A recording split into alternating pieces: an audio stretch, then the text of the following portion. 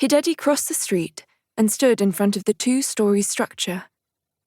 It didn't look much like a restaurant, though traces of a former sign and a display window remained.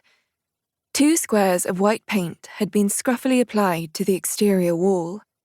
However, it had none of the gloominess of a vacant building, instead radiating a human warmth that suggested it was still very much a working restaurant.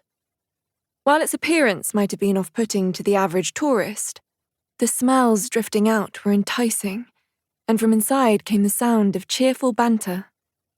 "This place has Nagare written all over it," muttered Hideji, casting his mind back to the days he'd spent with Nagare Kamogawa, his former colleague. The 2 of them had both moved on to other things now. Despite being Hideji's junior, Nagare had been the first to quit the police. He looked up at the restaurant, then opened the sliding aluminium door. "Welcome to— Oh, if it isn't Hideji!"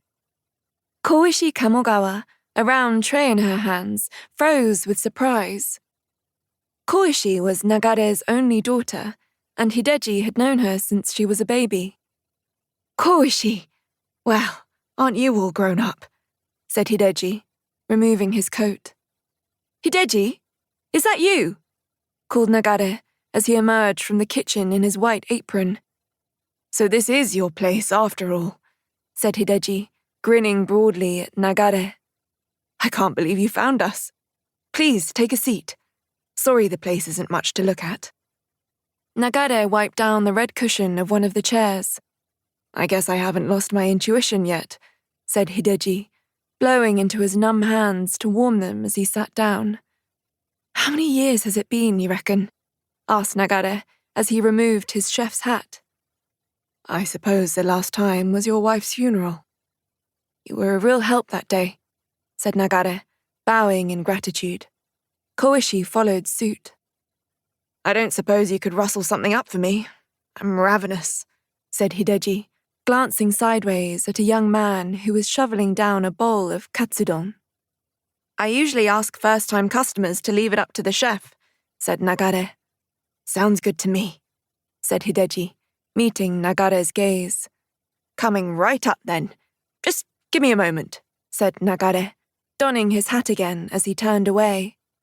"Oh, and no mackerel, please," said Hideji, before taking a sip of tea. "Don't worry, I remember. We've known each other long enough," replied Nagare, over his shoulder. Hideji looked around the restaurant. Apart from the young man, the 5 counter seats by the kitchen were unoccupied. There was no one else sitting at the 4 tables either, and nothing resembling a menu in sight. The clock on the wall showed 1:10.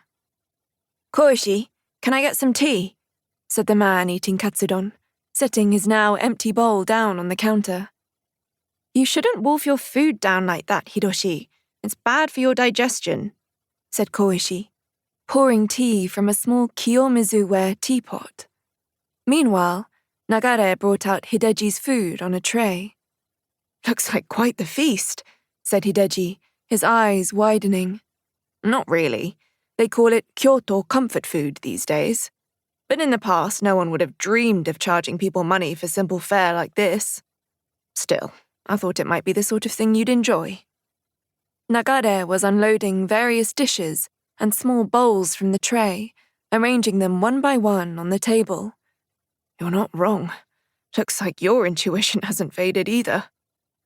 As Hideji's gaze skipped between the various dishes, Nagare went on.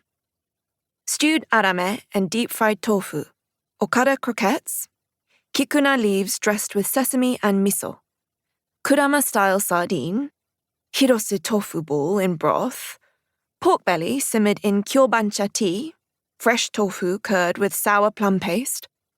Oh, and Koishi's rice bran pickled cucumbers. Nothing too extravagant.